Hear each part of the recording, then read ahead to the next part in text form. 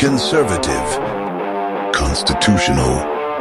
It's the Andrew Cooperrider Show, keeping you informed on what's going on right here in Kentucky. And welcome everyone to the Andrew Cooperrider Show, your source for Kentucky politics. Thank you all so much for tuning in. As a reminder, you can catch the Andrew Cooperrider Show Monday through Friday on WZXI. That's WZXI. That's 94.1 FM, 95.5 FM, and 1280 AM in the kind of central Kentucky area, Garrett County, Jessamine County, Lincoln County, Madison County, Boyle County area, and South Lexington. Pick it up most of Lexington too as well. You can tune in every day at 9 a.m. If you're outside the listening area, you want to listen to the 9 a.m. show. As a reminder, head on over to theandrewshow.com. Once again, that's theandrewshow.com. You can listen to the WZXI player there 24/7, not just listen to my show, but anything WZXI is playing throughout the day. If you miss me there, don't worry. Never fear. It's not like you have to go a day without me, because at 1 o'clock, everywhere else on the onlines, that's Facebook, that's Twitter, that's YouTube, that's Rumble, as well as all major podcasting platforms like Apple, iHeart, and Pandora, and Spotify, Amazon, all those major podcasting platforms. You can listen to me right there too as well. Now, I do want to encourage you all, not only if you're listening on those platforms, leave a review, like, comment, share, subscribe, all that good stuff. If you're listening on the radio, make sure you're telling other people to tune in every single day as well. But also, I do want to take a moment to make sure you're encouraged. Go ahead, reach out to the show. Email us at info@theandrewshow.com. Once again, that's info@theandrewshow.com. Several of today's stories are coming from listeners of the show, sending me over stuff, wanting me to recover stuff and go over some things. And one more reminder, make sure you're marking your calendar so that December 15th, at 10 a.m., Friday, December 15th, 10 a.m. in the Capitol Annex at the Judiciary Committee hearing. They'll be going over that red flag gun law, that CAR, Crisis Aversion Rights Retention Act, an absolutely atrocious bill, something that Savannah Maddox recently commented, drawing out the point that why is a supermajority Republican legislature even having a committee hearing over this bill to take away your gun rights without due process, to violate your constitutional right to keep and bear arms? Why are they even having a hearing over this, let alone is this being proposed at all? But of course, a Republican is proposing this, the co-chair of the Judiciary Committee, Senator Whitney Westfield. It is his last term, but every year these were proposed. I mean, Paul Hornback, old representative there out of Shelby County, state senator, would propose a red flag gun law. And why do these people continue to be allowed to call themselves Republicans while pushing forward anti-conservative, anti-constitutional legislation? I'll let you be the judge of that. I will thank Representative Savannah Maddox. She says she's going to put forward a resolution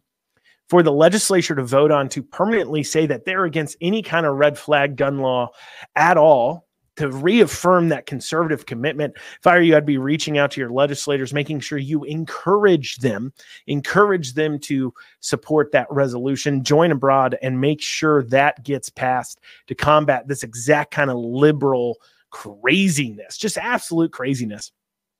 Starting us off today, we're going to go to Boone County for an interesting kind of conversation to be had. So Boone County, Matt Turner is the superintendent there. And at a recent committee hearing, now this is a public meeting, but they don't release public recordings. However, there was somebody on site recording the meeting that sent over the recording to me. And there's some interesting things they kind of mention in there that I think bears a discussion. I think there's things that you need to know that these school boards, these government organizations are doing directly to kind of stand against you and use your own tax dollars against you, because that is the real atrocity here. It isn't just that people in government have a different opinion than you. That's to be expected. That's fine. But it's when they've taken money that's been stolen out of your pocket to work against you. So this is a committee hearing, a subcommittee hearing. It's their legislative subcommittee for the Boone County School Board. And what you'll hear talking, this is Turner, the superintendent, talking here. Let's hear what he had to say. Right now, there's a lot of action going on down in Frankfort with all the committees talking and working through different aspects of what the priorities, the agendas of our two political parties, of the various parts of those parties as well. So a lot of that work's going on. So we're going to want to be sending out some information here to our employees here coming up in December to be sure that we can be asking them to contact their local legislators and do those things during that time when they're formulating some of the things that they want to be putting out on the legislative calendar.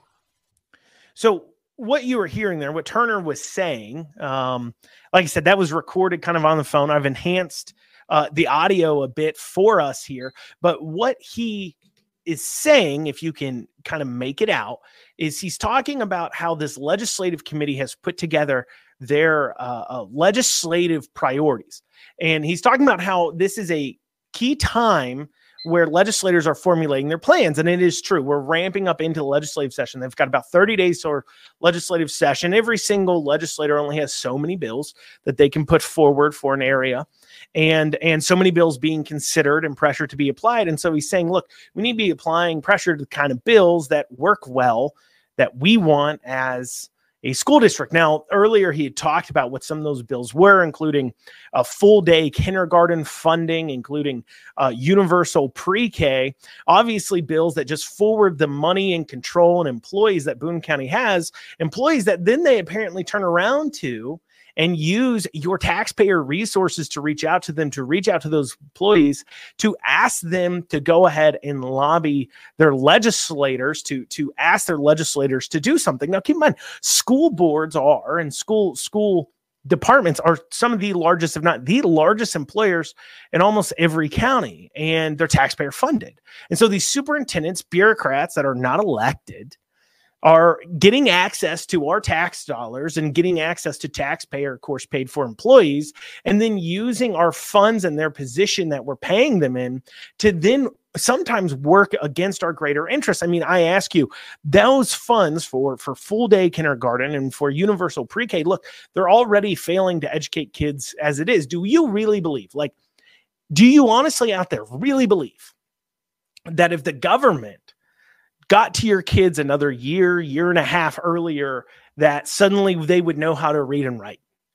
I mean, if you really believe that that's what will happen, that's the key ingredient we're missing. You know, the fact that your kids have less than a 50-50 shot of being proficient in reading, writing, and math as a public school kid here in Kentucky. Do you think that other year and a half is what's going to make the difference? Do you think that's the expense, or do you think it's got a lot more to do with the priorities of our people? Which do you think it is? I mean, if you honestly believe that other year and a half is what's going to make the difference, I've got a bridge to sell you. Let me tell you, I've got a bridge in Brooklyn to sell you, because that is a load of crock. But of course, to continue to grab more of your money, he's using your funds to grab more of your funds from the government and to implore his employees to reach out. Now, this isn't even the most egregious example. I remember recently, you may remember this if you're listening from Jessamine County, where it was, I believe it was Bill 538 from 2021 session. And it was an educational opportunities account. It was ruled unconstitutional, I believe erroneously, but it was a educational opportunity account to allow people to donate money to nonprofits that then provide scholarships to,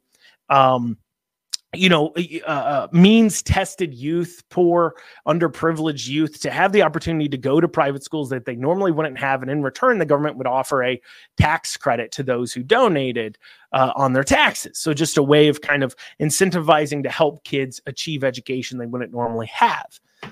And Jessamine County School took big problems with it, because obviously more kids leave the school. Well, that's less money, less employees they have, that's less power they have. And so they sent out an email to every single parent about this bill, imploring them to call on the bill using taxpayer funded resources, the email addresses they get because of the parents. But this isn't the only thing Turner said. We'll be going over the other part of what he had to say in that meeting after this upcoming break. You're listening to the Andrew Cooperrider Show, your source for Kentucky politics. Remember, you can reach out, just email info@theandrewshow.com. We'll see you back here in just a few short minutes. And you are back with the Andrew Cooperrider Show, your source for Kentucky politics. For the break, we're going over this school board superintendent Turner that was in a meeting, legislative meeting, talking about how he's going to be using your taxpayer funds in order to get the employees to be lobbying for the kinds of bills that the school district there has deemed important. So not only, once again, I went over an issue that happened in Jessamine County before, and not to mention we had JCPS. I mean, remember Senate Bill 150, a bill to ban a lot of things, but to ban, transitioning minors, surgeries, puberty blockers, hormone therapy on minors, a lot of that transgender craziness, biological bathrooms usage in that bill. And JCPS, Louisville Public Schools there, sent several busloads of kids to the Capitol using your taxpayer funds to then go ahead and protest that bill and move against that bill. So school districts using our taxpayer funds to lobby the government and really use their position in the community, their taxpayer funding position, to get their legislative things done. That isn't per se new. But what is interesting is the way that this Superintendent Turner is handling things. There's a little interesting altercation that occurred right after he made that announcement. Let's take a listen here. Okay, if there's no questions, I just want to step over and go to the next item. We gave you a different copy of our legislative priorities. It's a different format, just a quick one-page document that we can share.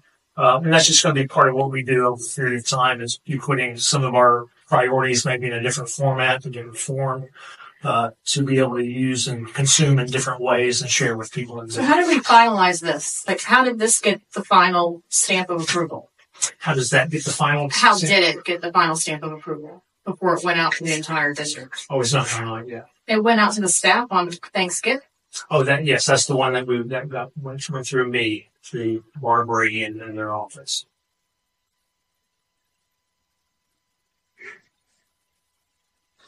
So I don't know if you have any other questions on the priorities there. I didn't add in that long pause, so you're aware. She asked the question. Okay, so Turner's talking about their legislative priorities, and he's got a list of them. And remember, he's in front of a subcommittee on the school board that is supposed to handle what is the legislative priorities of the board in the first place. What is the legislative priorities? What is their legislative activism supposed to even look like for the school district? And he says, yeah, this is our legislative priorities. And this committee, who you think would be in charge of it, a committee member asked, who approved this in the first place? And he goes, well, this isn't finalized. Like, well, it was sent out, though, over Thanksgiving. It was sent out district-wide to all of our employees. Who approved that this would be our legislative priorities? And he goes, yeah, it came from an office. And then just a long pause. And then he continues on, because that long pause, he didn't answer a question. Who did approve it? The answer, nobody did. Turner here, the superintendent, is acting completely on his own fruition. Remember, this guy isn't even elected. He's using your taxpayer funds to push forward the kinds of legislative priorities that he thinks is important even. So getting over the fact that using taxpayer funds to attack taxpayers and try to demand more of their money is morally ambiguous, at least. Getting over that, he's taking that a step further by him rolling with like an iron fist, saying it is my way. That's it. That's all that matters. Absolutely and positively ridiculous. A complete waste of not only funds, but also of power, abuse of his position. He's a bureaucrat. He's not elected. And he just ignores our question. Well, I'm just going to ignore it. Why? Because nobody approved it. Absolutely ridiculous. Absolutely ridiculous. Not only piece of ridiculousness right now going on. Here's an interesting story out of Lincoln County. Circuit clerk. Okay, so back in November of last year, during the general, there was a special election for the circuit court clerk. So for those of you unaware, there's a county clerk, right? And that's who you go to maybe pay your car tags, handles the elections. You register to vote, kind of keeps track of those records. And then there's a circuit court clerk who's in charge of keeping track of all the records for the courts. They, if there's civil payments or things like that are routing through the court, you pay them to him, then they disperse that out. They're in charge of keeping track of those kinds of records requests, court documents, things you need to file, go to that circuit court clerk. And so there was a special election held last year. And as I understand it, the person, of course, who won that is a Dwight Hopkins, Republican. And he was running against somebody else that I'm told is either, associated with the office or works in the office. He's running against her as a female, I'm told. And he won. But she still works in the office or had employees there. And shortly after he won, so he wins in November. He probably takes office towards the end of December. That's normally how swear-ins work. Maybe he took office right away. But normally here in Kentucky, we swear in December. So he takes office in December. You got December, January, February, 3 months. And then come March, he now gets suspended by Supreme Court Justice Tatenhoven. Supreme Court Justice Van Meter, because there's been a complaint out of the office. Now, they don't go into details about what the complaint is. It's not supposed to be public, but I'm told it's claims of a hostile work environment. That's what I'm told. Now, you got to wonder where that's coming from. Is that coming from because it's actually a hostile work environment, or is that because somebody's upset that he won in the election? They want to take another shot at him because remember, he's got to run it was a special election. And so he's got to run for office again here soon. Maybe that person who was working in the office that he ran against wants to take another shot at him and wants to make him look as bad as possible. That's a possibility. So this Supreme Court justice puts him on paid administrative leave, which isn't a punitive action, but that's just to ensure workplace safety and to preserve the integrity of the investigation as they look into it. So they investigate and they come back and say, well, you can return to work only if you do these things. So remember, Van Meter can remove him and put him on paid leave, but can't remove him from office because, of course, he's duly elected. The only people who can remove him from office is, of course, the legislators, the state legislators. They can remove him from office. But, the Supreme Court can't necessarily do that. And so they put him on this paid leave, though, which they can do. While this investigation goes on, investigation happens, they come back to him and say, okay, you can return back to work. This is what I'm told, because none of this is actually fully public. Nobody's really investigated this. You're probably hearing about it from the first time from me. So Hopkins, he was only in office for 3 months. What could he have done in 3 months to have him put on paid leave? I don't know. So he gets put on paid leave. They come to him. They say, if you do these things, you can return to work. He goes, no. Everything they're saying, this is what I'm told. He's like, no, I don't agree to those conditions. I did nothing wrong. And so we're going to continue to fight this. And so as of today, reportedly, he is still on administrative leave. So the Lincoln County Circuit Court clerk takes office, works for 3 months, and has been on paid leave since then, not of his fault, but because of these claims that seem erroneous initially. Like I said, the full investigation hasn't come out yet. And we, the taxpayer, at least Lincoln County taxpayer, and somewhat us as taxpayers, is because, of course, the county pulls in money from the state too as well, have been paying this guy to sit at home, not of his choice, but paying this guy to sit at home since March. So it's November, and this probably won't get taken care of anytime soon. So he's been at home like 9 months on paid leave, not able to work, not being called in, being paid by the taxpayer. It's just an absolute one. It's a waste of money. And two, these are the kinds of weaponizing. And you see this, Trump's talked about this. You've seen a lot of things going on about how these bureaucratic employees While people may be elected, our elected representatives, the people who we choose to represent us, can be so hampered by these political and corrupt employees. I'm not saying they're political and corrupt necessarily in this case, though. It's a little suspicious that the person he ran against, has a lot to do with the office there. And it's just a few months later, and all of a sudden it's a horrible workplace, But anyways, but these merit employees with government, there's a reason why they're merit employees. You can't fire anybody. I think the only person who's a political appointee is one person. Otherwise, you have to keep on the same staff unless you can fire them for cause. And I understand part of that is to protect people's careers. And I agree with part of it, but it can really hamper the opportunity, because when politics get into it, if you have a total Democrat registered office, you're a Republican, and they just hate you or they hate how you ran a campaign, these government employees can absolutely take away the ability of us to have a real choice. We saw that with Trump, obviously, people lying to him, the bureaucrats within it working against him unable to fire people. You've seen that's been a central point of his reelection campaign. Look, you got to let me fire more people, because frankly, these bureaucrats that have their own political whatever, they forget that they work for the people. They only are working for themselves. And it seems in Lincoln County that may be the issue. Like I said, not here to pass judgment per se. The investigation's still ongoing, but it's pretty ridiculous that Dwight Hopkins hasn't been able to get back to work. Yesterday I went over an article about Adams calling these transgender issues sideshows. Well, we'll talk about just how much of a sideshow it is with a doctor out of Louisville transing the kids. We'll have that after this short break. You're listening to the Andrew Cooperrider Show, your source for Kentucky politics. You're back with the Andrew Cooperrider Show, your source for Kentucky politics. Remember, if you've got comments, concerns, questions for the show, make sure you reach out, emailing info@theandrewshow.com. Once again, that's info@theandrewshow.com. Yesterday, I covered kind of like an expose that the Herald Leader did on Michael Adams.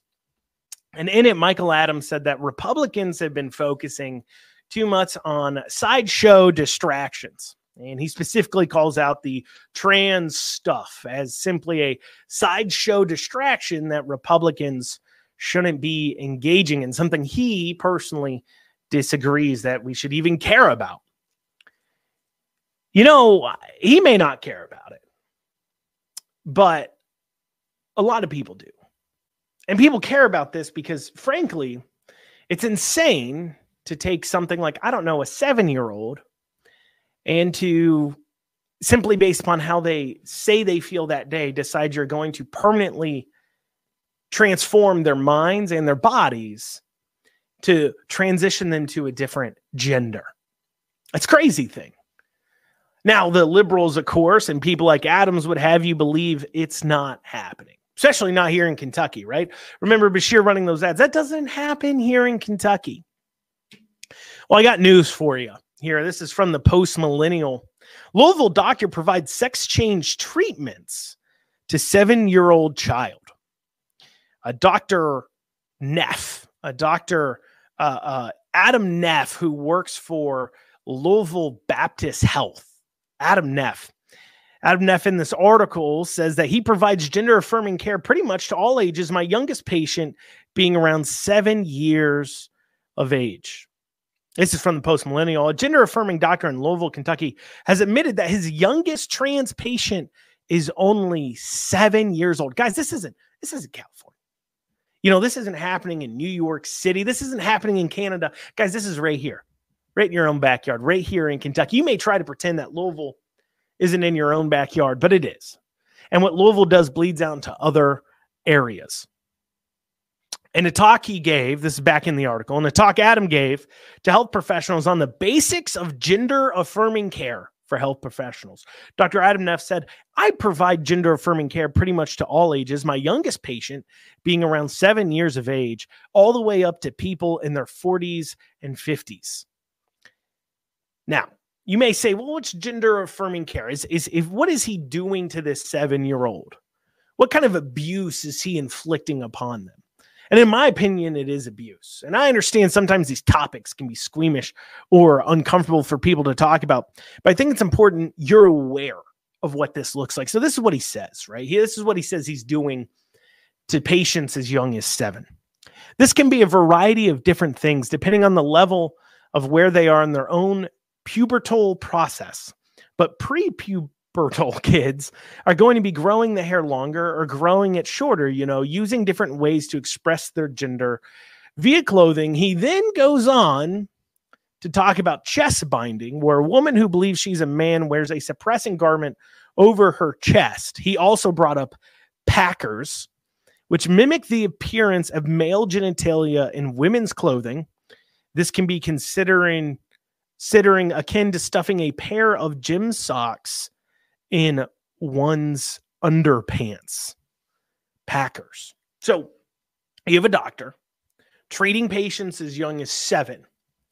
And his idea of healthcare, what he thinks is healthy, and this is how crazy and backworld the world you're living in is. Okay. His idea of what is healthy, what is healthcare, what are the experts telling them? Well, they're telling you it's healthy for kids to wrap their chest in chest binders, to compress women, to compress their breasts down so they can look more like males. And for women to shove socks down into their pants so they feel like they have male genitalia. And his stated purpose for this, and he goes on to say this, his stated purpose of this kind of treatment is it saves people from suicide. Now, last I checked, if the difference, not last I checked, but just my humble opinion, and while I'm not a doctorate of psychology, admittedly, I do have something called a little bit of common sense. And I think you listening to this, unless you've come into the woke mind virus mob, perhaps have a little bit of common sense in you too as well. And I think common sense would tell you and gives you pause to ask a question that it just really doesn't make sense. That if somebody is suicidal, that we should treat that by having them shove a sock down their pants. That's their suicidal trait. If you are so mentally unwell that in order for you to feel fine, in order for you to not, take your own life, you need to shove a sock down your pants. That's the difference. That's the difference between life and death. A sock in your pants. Perhaps we shouldn't be treating you by suggesting you shove a sock down your pants. Perhaps we should be, with a little bit of common sense, recognizing that means you perhaps are extremely mentally ill and should be getting those kinds of treatments that recognize that this isn't normal. It's not normal for you to say, it's not normal for people. That's even if you take that at face value, because they claim that by doing these types of work, this gender affirming care, it lowers suicide rate. Of course, though, there isn't actually any long-term study to prove that. And in fact, it seems that any long-term study that looks at transitioning kids, especially permanent transitions to kids or to adults, results actually in the same or higher suicide rates after you've taken those kinds of medical interventions, those permanent and life-altering interventions. And they are life-altering, right? We'll get to that here in a second. But even if that was the case, even if it really did lower it, wouldn't you say that perhaps something else is wrong with them? Perhaps shoving a sock down your pants shouldn't be at the forefront cutting edge of mental health care. Call me crazy, but just doesn't really make common sense. Going back into this conversation here, in one slide, Dr. Neff links structural and systematic issues such as organizational policies, healthcare education, provider availability, identity document laws, and change processes with individual reactions to those things such as suicidality, substance use, eating disorders, psychological distress, depression, anxiety, and PTSD. That's right. These people, unless you can change your documents, unless you can change your official documents to represent whatever gender you're feeling that day, these people clearly will have great anxiety and PTSD, not because they're mentally unwell, but because you won't allow them to change their documents. Now, if perhaps, let's say for a second here, let's say it was stopping at, look, this kid's going to kill himself unless they get to put a sock down their pants. So let's have her put a sock down her pants until we can treat her underlying mental health issues so she no longer needs to put a sock in her pants so she doesn't kill herself. If perhaps that's where this was stopping, maybe I wouldn't have such a strong opinion on it. Perhaps you wouldn't have such a strong opinion on it. Perhaps you wouldn't find it quite as disgusting, but it doesn't stop there, because based upon this remember, he's got patients as young as 7 years old. And also remember this too, the mere suggestion that they might just be confused is frowned upon. That's not gender affirming care. Remember, this is only gender affirming care. So 7-year-old comes to you and says, 7-year-old boy comes to you and says, I think I'm a girl.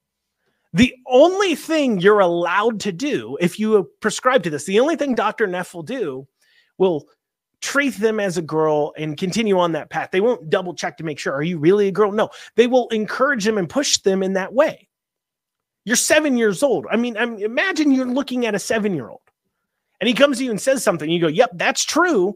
They will believe that for the rest of their lives. They will believe that. Because, and especially if you continue to beat that into their head. But it doesn't just stop at the stuffing socks down the pants. We'll go on to cover what else Dr. Neff had to say, this disgusting human being who quite literally deserves not to hold a license anymore and should never be allowed to lay a hand on a child again. After this short break, you're listening to the Andrew Cooperrider Show, your source for Kentucky politics. We'll see you back here. Remember, you can send your notes, your thoughts, your feelings to info@theandrewshow.com. Once again, that's info@theandrewshow.com. We'll see you guys back here in just a few short minutes. And you are back with the Andrew Cooperrider Show. Look, Andrew Cooperrider Show, if you're looking for another show that just talks about those national headlines, things that don't really matter to your daily life, this ain't it for you. But if you're looking for issues going on right here in Kentucky, if you're looking to be the most interesting person around the water cooler, you've come to the right place, because here we're focusing on Kentucky politics. And before the break, we were talking about Dr. Neff out of Louisville, a piece of garbage that treats kids as young as 7 that want to transition their genders. Outside of just shoving socks down kids' pants, and outside of wrapping their chests in material if they're female, he goes on to talk about other concerns. He says that you want to make sure that the gender identity, it's fairly stable, not stable, but fairly stable. And what it is, and that the gender dysmorphia is persistent, especially the onset of puberty. Of course, you need to meet diagnostic criteria for gender dysmorphia, need to understand the risk, benefit, informed consent, all of that. If there are mental health concerns, make sure that they are being addressed, but that's not a clear contradiction to starting treatment. If there's mental health concerns, if a person needs gender affirming care so they don't kill themselves, there's a mental health concern. There is. That should be treated, but it's going untreated because people like Dr. Neff think that proper treatment is affirming you. And then again, thinking about fertility options again, it's hard to know if you're talking to a younger kid. They're 10, they're 11, they're 12, what that might look like, but that should be kind of brought up. And then they have to be Tanner stage 2 for puberty blocking agents. Same thing, more or less, for the hormonal treatments. Again, you want to talk about risk, benefit, side effects, things like that. And I've explained. So what he's saying here is he's acknowledging that his line of treatments using these puberty blockers, these hormones, chest binding, these things, they create real permanent, long-lasting problems, especially with fertility. I remember when these trans doctors used to pretend you could pause puberty, nothing bad would happen. I remember when they used to claim you could pump these kids full of the opposite sex hormones and nothing bad would happen. But at least Dr. Neff is being honest in his evilness and his satanicness of saying, yeah, we're these kids are not going to be fertile anymore after we're done with them. And then goes on to say 10, 11, 12. Does any real thinking human out there who's ever had a child honestly believe that a 10, 11, and 12-year-old should be in charge of making decisions on whether or not they're going to have kids when they get older? Do you look at my son is 11-year-old right now. 11-year-old right now. I don't even trust him to make decisions about what to do with his time after he gets home from school. I say, do your homework, Then we'll move on to this and that. He can't even comprehend the idea that he needs to complete his homework so he gets good grades so he can graduate school. He doesn't even understand that. And don't worry, I don't send my kid to public school. I send him to a private Christian school. But point is he doesn't even understand that concept. And yet you expect a child his age or younger to sit here and understand the idea of whether or not they want to have children in the future? You got to be pretty messed up in the head to think kids can handle that kind of decision making. You got to be a weirdo, a sicko, who thinks kids are in a much older mental state than they are at that age, that they can make those kinds of long-lasting healthcare decisions. You know, I'm thankful that we passed Senate Bill 150. And I'm thankful that Republicans take a strong stance against this most of the time. But remember, yesterday I was just talking about how Adams and those types of establishment Republicans, they don't want us talking about this issue anymore. They don't want to be addressing this issue anymore. They think it's just a sideshow. Do you think Dr. Zneff's 7-year-old patient, he says he has patients as young as 7, y'all. You think those 10, 11, 12-year-olds that he's saying, look, you know, if you go across the river or if you go to another state, go ahead and get yourself some permanent life-altering drugs that make it to where if you decide that, you know what, maybe at 10 you're just a little confused, so you want to have kids, you can't anymore. You think that's just a sideshow? You think, Adams, you said that was a sideshow and a distraction. Does that sound like a sideshow or distraction to you? This is a real threat and a real problem, and it's continuing to grow, and it's seeping into other communities. Man, I was told today that Lincoln County had an issue with this was dealt with at a school board meeting, had an issue with a teacher replacing the American flag with a rainbow American flag that they would, when they said the pledge in the morning, now was saying the pledge to. Teachers switching out the flags to make it to where kids in Lincoln County were saying the Pledge of Allegiance to a rainbow flag. This is pervasive, and it's not just a sideshow attraction. Adams, wake up. These sickos are destroying kids' lives. These sickos are looking at 7-year-olds and 10-year-olds and saying, yeah, sure, you can change your gender. These awful people want to say that if we're not doing these things, well, then these kids will just commit suicide, ignoring any kind of data on it and refusing to actually treat the underlying mental illness. It's ridiculous. Speaking of ridiculous people, you may remember earlier this week, I was talking about the Ford deal and just how awful it was. And, you know, I always strive to be the kind of person in life that exposes people for who they really are. And I never thought, though, I would achieve such a high level of that when I made this post here. I said, and this was detailing what I went over, like I said a few days ago. Original Ford deal, $410 million from Kentucky and another $5 billion from the federal government. This is for an estimated 5,000 jobs or taxpayer costs of $1,082,000 per job, with the taxpayer paying specifically $82,000 per job. In recent quarterly calls, Ford indicated the number to now be much lower, perhaps only 1,000 jobs until demand increases. That raises the cost per job to the taxpayer to $5,410,000 per job, with KY specifically paying $410,000 per job. Factual statement. Nobody disagreed with what I said there. Now, there was some confusion. Some people commented on this. I tweeted this out, got a fair amount of attention on the Twitters. And some people confused this as taxes sent. It wasn't.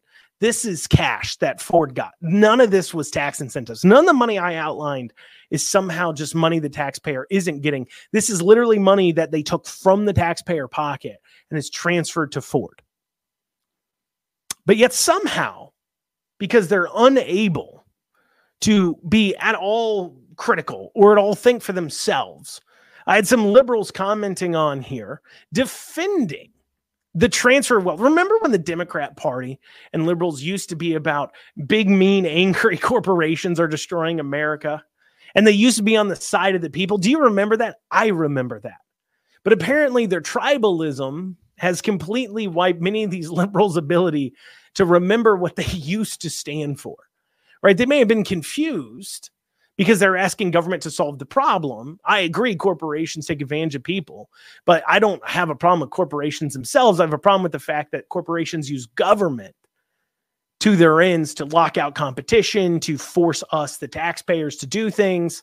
And I don't have an issue with a big company that isn't using government to continue to grow or continue to deliver great product. I have an issue with companies taking advantage of government. And so there always were mistaken. They blame evil corporations for this or that, but it wasn't the evil corporations. It was corporations using government, which is why I'm against sending more power to the government. But they were saying, look, just the right people are in office. Government could fix all this. And I think that's naive. But at least they used to say these kinds of things were wrong. Till we had this liberal comment here. They get 410 million once, not every year. You're not trying here, Andrew, and you're among the smartest people on Twitter. And I know it's important for you to run down job development, but you're not being serious. Let's get good jobs for these folks. Let's get good jobs for these folks. Let me put these numbers for you. They hire 1,000 people at a $5,410,000 cost. Okay. So they hire 1,000 people at $5,410,000 per job cost, right?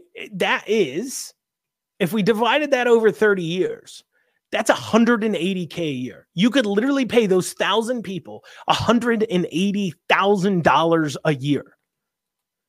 But they're not going to get paid that. I mean, how good of a job paying? That's for 30 years too. So you say, oh, this is just one job. It'll help people get jobs. Yeah, but you're paying the amount of money this costs. It'd been cheaper for you to just give these people that money. At $50K a year, at $100K a year, you would have saved money giving these same 1,000 people $100K a year for 30 years for them to do nothing. A significant amount of money. That's the point. Even if you're for economic development, even if you're for this kind of job growth, you should at least be able to look at this critically and say, that's not good. But of course, this is left liberals. I'm telling you, all over Twitter, liberals were defending this deal. They no longer, the Democrat Party no longer stands for the small guy. They stand for complete and utter control. They see nothing wrong with government doing these kinds of jobs programs because they think government should do this anyways. You should have a right to a job that comes from the government. They say, strike the fact that you're stealing from one person to give to another. Wealth redistribution, communism, but this is just what they now believe. Well, y'all, that's what we have time for today on the Andrew Cooperrider Show. I thank you all so much for joining me.